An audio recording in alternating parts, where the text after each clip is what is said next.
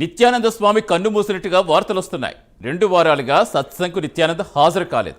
నిత్యానంద చనిపోయినట్టుగా మేనలుడు సుందరేశ్వరన్ ప్రకటించారు. కైలాస దేశంలో శివరాత్రి సత్సంగం తర్వాత నిత్యానంద కనిపించకుండా పోయారు. నిత్యానంద మృతి వివరాలపై తమిళనాడు పోలీసులు ఆరా తీస్తున్నారు. దీనిపై ఇప్పటి వరకు నిత్యానంద కైలాస స్పందించలేదు. బొలివియాలో 4.80 లక్షల హెక్టార్స్పై జరిగిన భూ ఒప్పందం రద్దయింది. దక్షిణ అమెరికాలో బొలివియాలో అటవీ ప్రాంతంలో గిరిజనులతో 1000 ఏళ్ల పాటు లీజు తీసుకున్నారు. భూములు కొట్టేసేందుకు స్కెచ్ వేస్తారని నిత్యానంద అనుచరులపై అభియోగాలున్నాయి. ఈ ఇష్యూ తర్వాత నిత్యానంద కనిపించడం లేదు. తమిళనాడులో పోలీసులు సమాచారం కోసం వెళితే ఆయన భక్తులు సహకరించలేదు.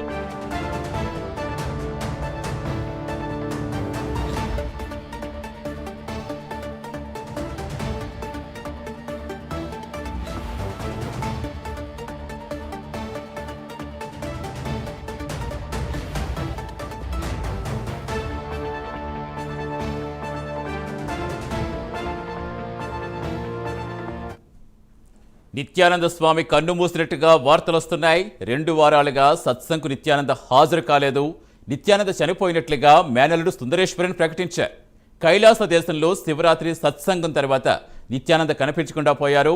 ఆయన మృతి వివరాలపై తమిళనాడు పోలీసులు ఆరా తీస్తున్నారు.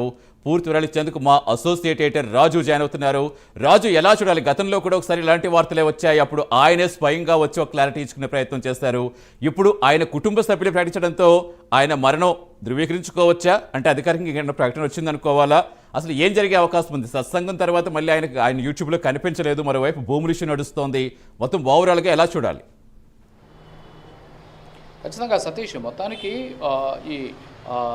ఎవరైతే ఈయన ఉన్నారో నిత్యానందకి సంబంధించినటువంటి ఇక్కడ కొన్ని అంశాలను మనం మాట్లాడుకోవాలి. ఎందుకంటే ఇప్పుడు ఆయన చనిపోయారు అని చెప్పేసి వాళ్ళ మేనల్లుడు సుందరేశ్వరన్ చెప్పారు అని చెప్పేసి ప్రచారం అవుతోంది. అంతేకాకుండా ఆయన చనిపోయి ఉండవచ్చు అనేటటువంటి అనుమానాలు కూడా వ్యక్తం చేస్తున్నటువంటి పరిస్థితి. అయితే ఇక్కడ తెలియాల్సినటువంటి విషయాలు ఏంటంటే, గతంలో కూడా ఇలాగ ఆయనకి హెల్త్ బాగాలేక చనిపోయారని చెప్పారు. ఆ తర్వాత ఆయన కైలాస దేశాన్ని ఒకటి ఏర్పాటు చేసుకున్నారు. కైలాస దేశానికి సంబంధించి ఆయన ఏదైతే ఏర్పాటు చేసుకున్నాడో దానికి ఒక యూట్యూబ్ ఛానల్ ఉంది. ఆ యూట్యూబ్ ఛానల్ అంటే ఆయన సంబంధించి యూట్యూబ్ ఛానల్లో శివరాత్రి తర్వాత ఆయన కనపడాలి. శివరాత్రికి ఆయన లాస్ట్ వచ్చినటువంటి వీడియో ఉంది. ఆ తర్వాత వచ్చేటటువంటి వీడియోలు అన్నీ కూడా బొలివియాకి సంబంధించినటువంటి ఒక ల్యాండ్ ఇష్యూలో తమల్ని అనవసరంగా ఇరికించారని చెప్పేసి ఆయన శిష్యులు చేసినటువంటి వీడియోలు ఆ రోజు నుంచి కూడా బయటకు వచ్చినటువంటి పరిస్థితి. అయితే ఇక్కడ తెలుసుకోవాల్సినటువంటి విషయం ఏంటంటే, నిత్యానంద చనిపోయారా? చనిపోతే ఇంకా ఎందుకు ఈ నిత్యానందకు సంబంధించినటువంటి కైలాస దేశం అధికారికంగా స్పందించలేదు? వాళ్ళ వెబ్సైట్లో కానీ వాళ్ళకి సంబంధించిన సోషల్ మీడియాకి సంబంధించిన సైట్లో కానీ ఎక్కడ కూడా ఆ విషయం చెప్పలా. అప్పటి నుంచి కూడా మొత్తం భూములకు సంబంధించినటువంటి ఇష్యూలకు సంబంధించినటువంటి వీడియోలు మాత్రమే చాలా ఆవేశపూరితంగా ఆయన అనుచరులు అలాగే ఆయన శిష్యులు ఒక్కొక్కరుగా వచ్చి బయటకు వచ్చి మాట్లాడుతున్న పరిస్థితి. ఆ వీడియోలన్నీ కూడా యూట్యూబ్లో అప్లోడ్ చేస్తూ ఉన్నటువంటి సిచ్యువేషన్ కనిపిస్తుంది. అయితే ఆయన చనిపోయాడు అని చెప్పి సుందరేశ్వరన్ చెప్పిన నేపథ్యం తమిళనాడు పోలీసులు కూడా అలర్ట్ అయ్యారు. అలర్ట్ అయ్యి తమిళనాడు వ్యాప్తంగా ఉన్నటువంటి ఆశ్రమాల్లోకి వెళ్ళి అక్కడ ఉన్నటువంటి ఆయన శిష్యులను అడిగే ప్రయత్నం చేస్తే వాళ్ళందరూ కూడా లోపలికి వెళ్ళిపోయి తమను తాము నిర్బంధించుకుంటున్నారట. అంటే తాము నిర్బంధించుకొని బయటికి రాకుండా కొంతమంది మమ్మల్ని ఇబ్బందులు పెడుతున్నారు, బయటికి వస్తే చంపేస్తారని చెప్పేసి చాలా పిచ్చి పిచ్చిగా ప్రవర్తిస్తున్నారు అనేటటువంటి వాదన కూడా వ్యక్తమవుతుంది. ఆ వీడియోలు కూడా చూడొచ్చు మనం వాళ్ళకి సంబంధించినటువంటి యూట్యూబ్కి సంబంధించినటువంటి ఛానల్లో. సో ఈ విధంగా జరుగుతూ ఉన్న దాన్ని బట్టి చూస్తే ఇక్కడ కొన్ని అనుమానాలు ఖచ్చితంగా కలుగుతున్నాయి. ఏంటి అంటే, ఇక్కడ నిత్యానందకు సంబంధించిన కొన్ని విషయాలు తెలుసుకోవాలి. ఆయన ఎప్పుడైతే 2016 ఆ టైంలో, అంటే ఇక్కడ జరిగినటువంటి ఇష్యూస్ తర్వాత ఆయన తెలిసి 2019 ఆ టైంలో ఇక్కడ నుంచి వెళ్ళిపోయినటువంటి పరిస్థితి. సో వెళ్ళిపోయిన తర్వాత ఆయన ఎక్కడున్నారో తెలియదు, ఏం చేస్తున్నారో తెలియనటువంటి సిచ్యువేషన్. ఆయన కైలాస దేశాన్ని ఏర్పాటు చేసుకున్నాడు. కైలాస దేశానికి ఒక జెండా, అలాగే దానికి ఒక అజెండా, దాంతోపాటు కరెన్సీ ఇలాంటివన్నీ కూడా ఏర్పాటు చేసుకున్నాడు. ఎవరైనా సరే మా దేశానికి రావచ్చు అని చెప్పేసి ఆయన రకరకాలైనటువంటి వ్యాఖ్యలు చేసినటువంటి పరిస్థితి. అయితే ఆ తర్వాత ఇటీవల కైలాస దేశం ఎక్కడుందో తెలియకుండా ఉన్నటువంటి పరిస్థితుల్లో ఇటీవల ఆయన దక్షిణ అమెరికాలో ఉన్నటువంటి బొలీవియాలో ఎక్స్టెన్షన్ చేయాలని చెప్పేసి భావించారట. ఈ నేపథ్యంలో ఏం చేశారంటే నిత్యానంద తన శిష్యులతోటి కొంతమందితోటి కలిసి అక్కడ ఉన్నటువంటి అంటే బొలీవియాకి సంబంధించి అక్కడ ఒక గిరిజన తెగ ఉంటుంది. ఆ గిరిజనులకు సంబంధించినటువంటి భూమి భారీగా ఉంటుందన్నమాట. అంటే అది ఒక అటవీ ప్రాంతం. సో ఆ అటవీ ప్రాంతంలో ఉన్నటువంటి దాదాపు 4,80,000 హెక్టార్లు అంటే 11,86,105 ఎకరాల భూమిని దాదాపు 1000 సంవత్సరాలకి వాళ్ళతోటి లీజు ఒప్పందం చేసుకున్నారు. లీజు ఒప్పందం చేసుకొని అక్కడ ఈ కైలాస దేశాన్ని ఎక్స్టెన్షన్ చేయాలని చెప్పేసి ఆయన నిర్ణయం తీసుకున్న పరిస్థితి. ఈ నేపథ్యంలోనే అక్కడికి మొత్తం ఒక 9 మందిని పంపించారు. ఈ 9 మంది కూడా అక్కడ ఉండి ఈ పనులన్నీ కూడా చెక్కబడుతూ ఉన్నటువంటి పరిస్థితి. అయితే అక్కడ జరుగుతున్నటువంటి ఈ తతంగమంతా వ్యవహారాన్నంతా గుర్తించినటువంటి స్థానిక బొలీవియన్ మీడియా ఆయనకు సంబంధించినటువంటి అంశాలన్నీ కూడా వెలుగులోకి తీసుకొచ్చింది. దీంతో అప్రమత్తమైనటువంటి బొలీవియన్ ప్రభుత్వం ఏం చేసిందంటే అక్కడ ఏం జరుగుతుంది అనే దాని మీద పూర్తి వివరాలు సేకరించింది. అసలు ఎవరి నిత్యానంద, అసలు ఎందుకు ఏంటి, అసలు ఈడకొచ్చి దేశం అంటున్నాడు, ప్రత్యేక దేశం అంటున్నాడు, కైలాస దేశం అంటున్నాడు అనేటువంటి అంశాలకు సంబంధించి పూర్తి వివరాలు తెచ్చుకుంటే ఆయన ఇండియాలో చేసినటువంటి మోసాలు, అక్రమాలు, ఆయన పారిపోయి ఇచ్చినటువంటి తీరుని పూర్తిగా సాక్ష్యాలు సేకరించారు. సేకరించిన తర్వాత అరే ఇక్కడ ఇలాంటి పరిస్థితులు వస్తే ఇబ్బందులు తలెత్తేటువంటి అవకాశాలు ఉన్నాయి, ఇతను ఇంకొక దేశాన్ని ఏర్పాటు చేస్తానంటున్నాడు అని చెప్పేసి వెంటనే అక్కడ ఉన్నటువంటి ప్రభుత్వం గిరిజనులతో చేసుకున్నటువంటి ఆ ఒప్పందాన్ని రద్దు చేయించి అనధికారికంగా వచ్చినటువంటి ఆ 9 మంది శిష్యులను అదుపులోకి తీసుకుందని చెప్పేసి అందులో వచ్చేసి ఎక్సల్టాసియన్ అనేటటువంటి మున్సిపాలిటీ పరిధిలో ఒక 2 అలాగే శాంటాక్రాజ్ అనేటటువంటి ప్రాంతంలో ఒక 7 మందిని అరెస్ట్ చేసినట్టు వాళ్ళని అదుపులోకి తీసుకున్నట్టు బొలీవియన్ మీడియాలో అలాగే బొలీవియాకి సంబంధించినటువంటి అధికారికమైనటువంటి వెబ్సైట్లో మనం చూడొచ్చు ఇప్పుడు కూడా. దీంతోపాటు దీనికి సంబంధించి ఒప్పందాన్ని రద్దు చేసుకొని ఎవరు కూడా ఇక నుంచి ఏదైతే కైలాస దేశం పేరుతోటి బొలీవియాలో కానీ ఎంటర్ అయితే వాళ్ళ మీద కఠిన చర్యలు ఉంటాయని చెప్పేసి ఇమిగ్రేషన్ అధికారులు కూడా ఆదేశాలు జారీ చేశారు. ఈ నేపథ్యంలోని బొలీవియన్ మంత్రి ఎడ్వర్డ్ డెల్ కాస్టిలో అనేటటువంటి మినిస్టర్ ఆయన. సో ఆయన ఒక అధికారిక ప్రకటన కూడా విడుదల చేసినట్టు అక్కడ ఉన్నటువంటి మీడియా చెప్తుంది. మరోపక్క బొలీవియన్ వ్యవసాయ అలాగే భూ అభివృద్ధి శాఖ మంత్రి యామిల్ ఎలోన్స్ అనేటటువంటి మంత్రి ఆయన కూడా ఇదే అంశాన్ని ధృవీకరించినటువంటి పరిస్థితి. సో మొత్తానికి నిత్యానంద ఈ కేసుల ద్వారా అంటే నిత్యానంద అదృశ్యం అవడం ఇది తొలిసారి కాదు, ఆయన చనిపోయాడని చెప్పడం కూడా తొలిసారి కాదు. ఆయన ఏదైనా కేసులో ఇరుక్కున్నప్పుడు లేదా అరెస్ట్ చేస్తారన్న భయం ఉన్నప్పుడు లేకపోతే ఇంకేదైనా సమస్య వచ్చినప్పుడు చచ్చిపోయాడని చెప్పేసి పుకార్లను వదంతులను వ్యాపింపజేస్తాడు. అందరూ కూడా ఆ భ్రమలో ఉండిపోతారు. సో ఇప్పుడు కూడా అలాంటి వదంతులను వ్యాపింపజేస్తున్నారేమో అనేటటువంటి అనుమానాలు వ్యక్తమవుతున్నాయి.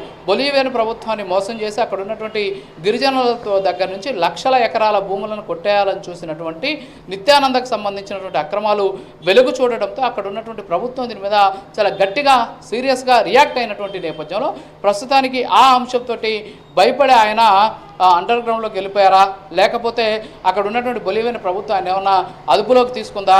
ఆయన అదుపులోకి తీసుకోవడం వల్ల ఆయన శిష్యులంతా కూడా బయటకు వచ్చేసి మా మీద వేధింపులు ఆపండి, కైలాసానికి దేశానికి సంబంధించి ఈ విధమైనటువంటి వేధింపులు కరెక్ట్ కాదు, అక్కడ ఉన్నటువంటి మీడియా మీద తీవ్ర స్థాయిలో పరుష పదజాలంతో వాళ్ళు వీడియోలు చేసి రిలీజ్ చేస్తూ ఉన్నటువంటి పరిస్థితి.